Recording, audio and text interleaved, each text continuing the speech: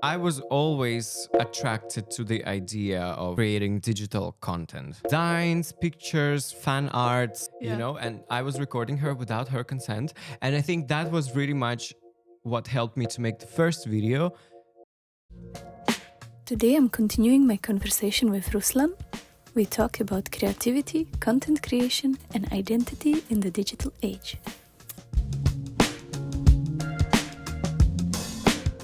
We kind of touched upon the surface of the influencer bubble that you're Yes. entering. Can you take me on your journey with you and maybe tell me a little bit about how it started or why? How did you decide even that I want to try this?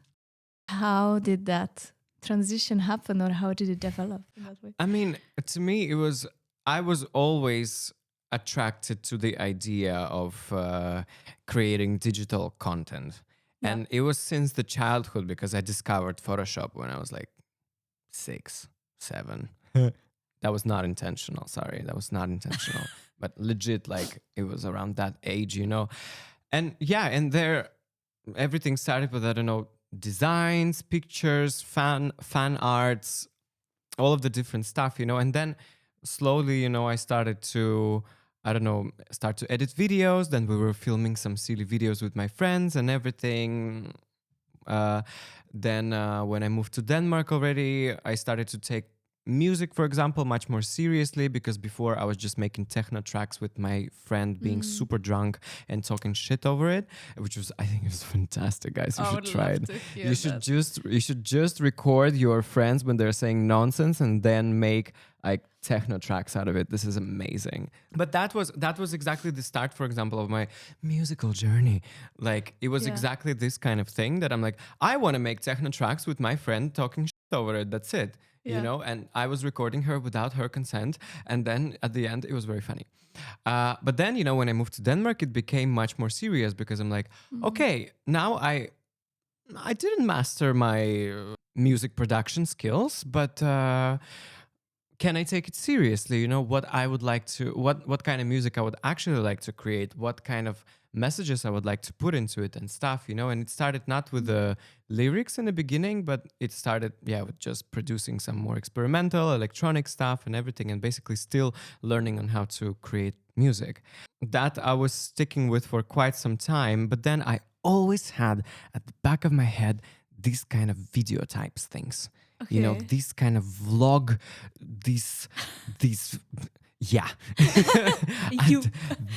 Hi, this kind of stuff, the vlogs basically. Because I was even talking with my psychologist about it. I'm like, but I don't know how to start. And I have so many things. And should I make something related to music or should I make something this or that? So I never knew where to go about it. So I never went. And then basically, what was kind of the eureka moment for me was I am able to run some Instagram pages of others, help them, etc. Why I cannot run my own? Why I don't have my own page set up? So let's go, let's do something about it. And then when I raised this question, my friend got into the social media course. And we're also working together, so we really bounce off with ideas and everything, and it's very inspiring actually to be around her because I support her, she supports me, and everything, and then it just started to roll. Okay, she started to run her page. Why I cannot? And then I came home at one point, sat down on my couch, and I was like, there is this ladder. If I put a nano tape on it and then I tape my phone to it, can I film like that? I have this light there. I have this microphone that is just laying there. You know what? Let's just sit down and say the statement. I don't fucking know what I'm doing. Start with that. And I think that was really much what helped me to make the first video because, okay, the starting point is, I don't know what I'm doing. Do you know what you're doing? And that's it. And then it rolled, And then I think the moment you start the actual filming process, this is where you're going to discover what you can do, what you want to do, what you want to film, what you want to talk about, because you can plan it as much as possible. You can create all the concepts. You can talk with ChatGPT for 10 hours and everything. But I think at the end of the day, when you actually start to film stuff, you start to edit them, you start to create them into actual, content. picture content. This is where you will discover more topics. You will figure out what to do, how to do, and everything. So it was really helpful to have this little exercise that actually kind of started everything, basically. So now I'm very happy about it that I'm doing that. Yeah. What mindset helped you to stay true to yourself on this whole journey? I think it's that, what am I doing it for? Yeah, like am I doing why? it for me? Am I doing it for others? Like, what am I doing? Why am I doing it in general? Why? Yeah, okay. They're kind of connected. Yeah. Why and what am I doing it for? Yeah. What am I doing it for? Yeah. Why? What helped me to stay true to myself basically is mindset that I am growing, I'm developing, I'm not stagnant. I'm going to change. I'm not going to stay like I am today. Like I may have in 1-2 years different look, different mindset. Maybe I go bald. I stop smoking. Like I'm going to be another person for sure. And I think a lot of people that I meet, and when we talk about this, like myself and true self and everything, a lot of people surprisingly have it figured out. But you somehow. think, or I think. Yeah. That's not ultimate truth. I don't have ultimate truth, like I don't know. But people who I meet, there's a lot of things that like, I know how to live this life. I know how to do that. I'm like, wow, okay, girl, you got it, girl. But do you feel, I'm sorry to interrupt. Go. Like Yeah. your Let's train go. of thoughts. Banter. Sorry. No, I'm just, because I really don't believe that people really have it figured out. I really think it's kind of like either you're open to the possibilities and you're kind of trying to balance this duality of life and trying to hold multiple truths at the same time, where you're like, oh, I know that in terms of emotion, for example, like, oh, I know I'm heartbroken, but I also can have fun with my friends, which is kind of contradictory, but nothing's black and white. So in that sense, you don't have it figured out and you're kind of freaking out, but then you're like, no, but actually it's fine. But actually it's fine. Or you kind of just accept your reality and you live in a total comfort. And that's why you're like, okay, I know how things are and how things works. And I decided to not grow. And that's why I have it figured out, because I'm in this comfort. That's kind of how I perceive it. But I don't know what you think about it. I really don't think that people have it figured out. My God. Yeah. Like things changing all the time. And I think that's again coming to my favorite theory of chaos somehow. Like if you want to understand the chaos, you need to become the chaos. And just join this hurricane that is happening around, be inside of it and understand it from within. Like, so yeah, I believe in that we're transforming all the time. So I want to immerse in this philosophy. Yeah. And that's what helped me to stay true to myself somehow, that like, I will learn, I will grow, I will change. And I'm not always right. And that's it. Like be a storm. like be a storm, yeah. Like I don't know. But this aspect also, like I don't know. I don't have the ultimate truth, and that's it. Nobody has it. And I think that's somehow like what helps me to always stay a bit grounded, and kind of like, okay, I like to collect opinions. I love opinions, like really, because this is what also like, then you can get as much as you want of them, but then, okay, you can apply it to yourself. You can not do anything about them, or like you can use them as much as you want, because opinions are not bad. Also, opinions are not facts. Yeah. Opinions are not facts, exactly. So it's like, and I enjoy opinions. I like to collect them, and I actually like to ask. And this is what also I think helped me to grow as an artist also, that I like to put things out because you get feedback, you get some kind of a ping pong conversations, you know. How's good, and there's this Russian word obratная связь, and I have no fucking idea how's it in English. Oh, sparring. Fuck, I know it in Danish. Work. Let's go, ABC. No, because in Danish you say like sparring partner. You know what I mean? I think so, yeah. I don't know if that's Sparring English. partner? Yeah, sparring. It means like, hey, you need some sparring. It means like, hey, you just need to like ping pong ideas and talk and like kind of get feedback as you create, but then it's your work. You do whatever you want. Yeah, but I don't know if that's English term. But in Danish, I think they call it like sparring. Yeah, we're quite international here, so. Yeah. So I think my philosophy is I accept change, I accept chaos, and I want to be part of it in order to grow myself, in order to develop myself, develop my art, develop my craft, and become better with each day coming. Yeah. If you imagine sitting here with your younger self or like younger version of yourself, what would you tell to your younger self at this moment? It's not this. What do you think it would need to receive? Or you doing good, girl. You're doing good, mama. Yeah. Oh my God, be happy. Oh Jesus, I'm so jealous to you. No, but I would say that like, yeah, I'm quite fascinated by what this guy is doing and what kind of power bomb this guy is, especially in the school years.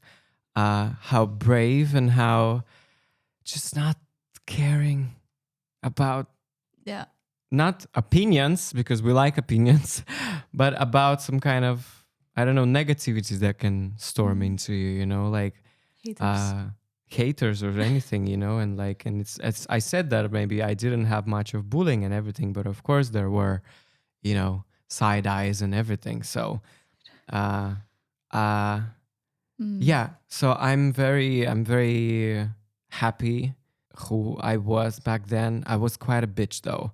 Yeah. Be nice to people. Yeah, but do you think that was maybe just a defense? Of course. And that's what I like about change. Let's go. That's what I like about change, because looking back now, like I had a lot of defense mechanism of like putting other people down because of X, Y, and Z, you know, like it's like, oh my God, okay. But it was also done through the comedy and everything. So it was not like I'm going to completely destroy you and, you know, make you so small. No.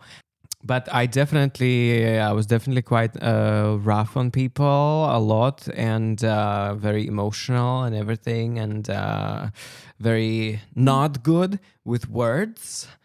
So, and I'm happy that I am not like that anymore, that there's much more kindness, but it also comes with getting to know yourself more and more. Yeah. So you can defend yourself with your wise words, with your great actions, with your, I don't know, beautiful story, rather than just putting other people down because of their physique or X other reasons. I don't know. But I also think it's, just to add on, like this kindness, you cannot be kind to others if you're not kind to yourself.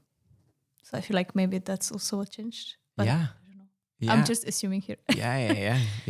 And that's what Mama Ru says all the time. If you can't love yourself, how in the hell you gonna love somebody else? Can I get an amen up in here? You know, and exactly. And that's true. You know, that's true. But then I think, oh my God, that's such a good topic, and I'm so sad that we're wrapping up. But like this, you know, you can come back next week again. It's okay. We should start a podcast. I want to, like, that's what I should take in my videos, this topic of if you can love yourself, how you're gonna love somebody else, because loving yourself is such a journey, and it's such a complex thing, and I think many people just throw these words out there. It's like, oh, you just should love yourself, and I'm like, did you try? Did you ever try to do that actually? You know? So I mean, it's a relationship, right? It's not, and any relationship is complex. I'm just curious, this question wasn't here, but what do you think this younger version of you would tell you if he would see you right now? I think we would have fun. Yeah. I think we would have fun. Yeah. Especially with my more, I think, toned down energy now, much more toned down than it was before. Yeah. I think I would be a great big brother. Not big brother. I would be a great Inspiration. older brother, whatever. You know, inspiration. I don't know. Like, you know, like she liked Lady Gaga at that time. So Yeah, but don't you like her still? yeah, of course. I think it would be great. I think we would have a great time. I don't think we would be friends because, you know, it's much more younger myself. So, but I think I would be. No, but imagine that version. It's kind of like imagine you're 10 and you can see how you're going to be when you're 25, 27, 20, you know, like, and you're like, wow, that's actually going to happen. Because I also imagine my life in a way and I'm like, wow, dream girl. Like some things are true, some things, but I would never imagine it this way. But if the younger version of me would like see me right now, and I think that's what I forget a lot, I would be like, oh my God, you took care of us. Like you actually did it. And it like almost brings me to tears because I'm like, wow, I did take care of myself and I'm doing it. So yeah. I don't know if you can relate. I fully can relate to this in the sense of I'm still learning how to take care of myself for sure. You know, I'm for sure kind of only in a certain part of this journey. But I think I'm a storm. Exactly, yeah, nothing's perfect. But I think we're good, and I think my younger self would be happy to meet me. He would be like, "Oh my God, you live in a city! My God, you talked with a drag queen! Yeah, you know, my God, you have a tattoo of Madonna? You're crazy." I'm that mental. So, which Madonna? Like, which Madonna? No, I'm joking. I'm joking. Not the Jesus one. Okay, let's wrap up. I don't know if this is a good question because I wrote this question of if somebody that's listening right now maybe feels stuck, what would you tell them? But I think maybe I want to broaden it up because we're wrapping up. So it could be also like any kind of message you might have for anybody listening so far. Besides, thank you for listening because it's been a long time. So bless your heart for staying so long. But if there is like something that you really want to kind of share, give, voice out to anybody listening that might feel stuck. If you feel stuck, bring it, Sabrina. You have something to say about it. Yeah. Like, I think we are holding ourselves so much back. And I mean, it's a artist mindset podcast. So I think that's more related and connected to actual artists. I just wish for people to not to hold their craft like under the table, not to hide it. And of course, if your purpose is to do it just for yourself and everything, you go, girl.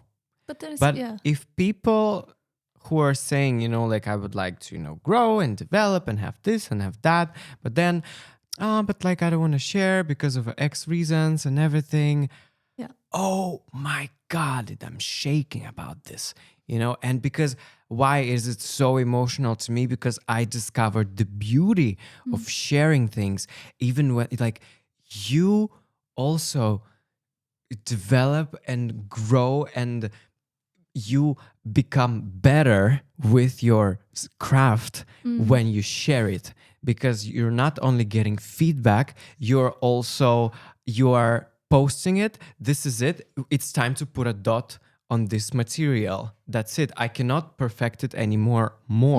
So it's time to put a dot. It's a skill also to take you know what? I'm done with this one. I will publish it and that's it. Yeah. And also many people, we need to ask ourselves about exactly why are we doing this? Why are you doing this? You know, because I think if there is a big reason for becoming popular or, you know, and everything, it's just, I think it's just gonna put you back even more because we compare ourselves a lot to other people. We all see all of these huge influencers, huge artists and everything in the media. Oh my God, please, you know, like get inspired by them, imitate them, learn from them, but don't compare yourself to other people, I think. Yeah. Because then it's just going to be much more harder, because when you post something and you don't reach hundreds of thousands of people, you know, then people start to beat themselves down. you know, and then you start to, but why am I doing this? Or why am I started to treat my Instagram at one point as my portfolio, not as some kind of a, I don't know, platform or whatever. No, it's just my portfolio. I'm going to release my music and it's going to be there. But then the best thing about it is that it's going to be there. And at one point, when I'm going to be at the party, at the library, at the shop, at whatever, I'm going to have a conversation with somebody and they're going to be like, oh my God, you're doing music. And I'm like, yep, here. Yeah. Instagram, Spotify, YouTube, TikTok, world, whatever.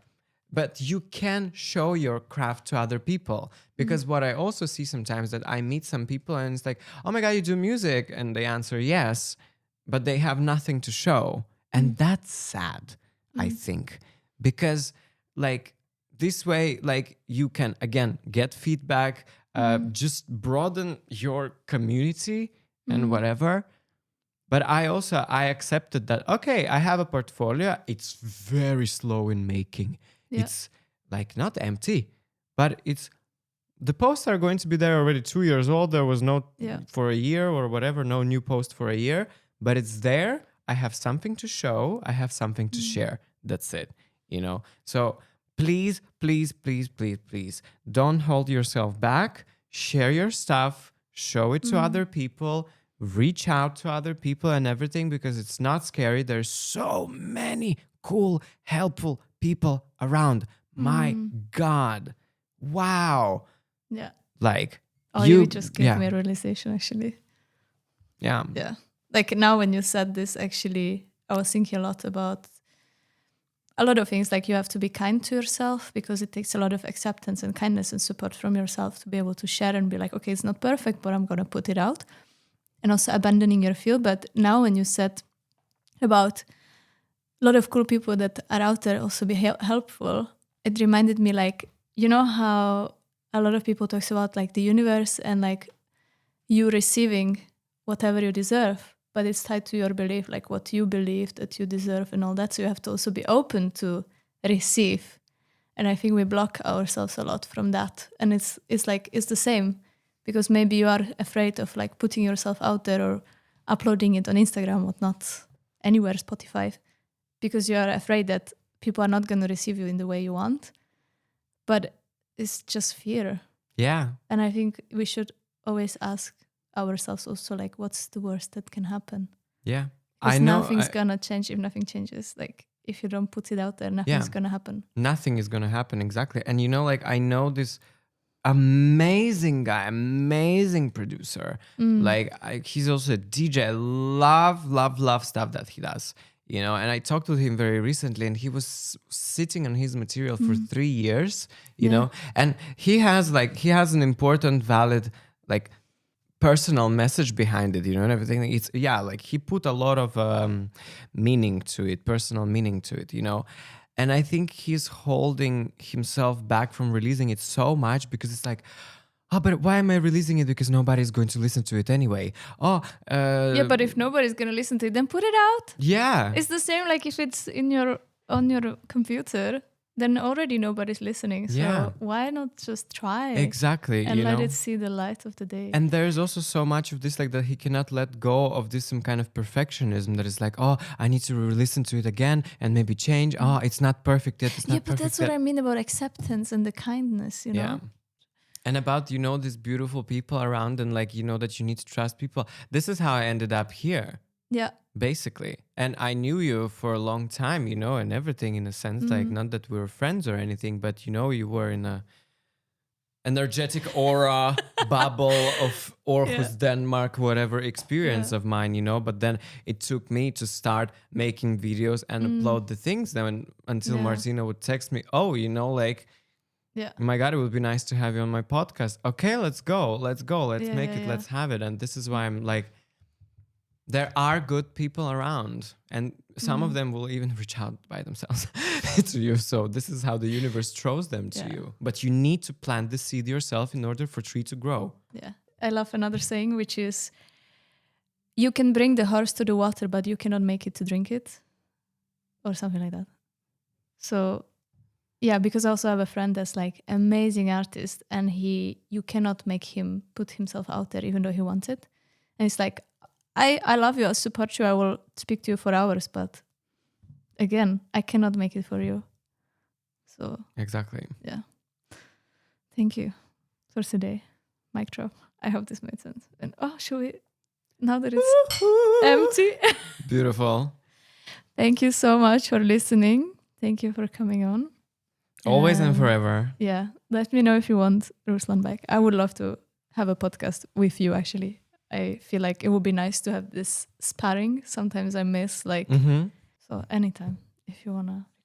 Meow, meow, meow. Yeah, okay. Thank you. Bye. Bye. I don't even know if that's recording. That's that.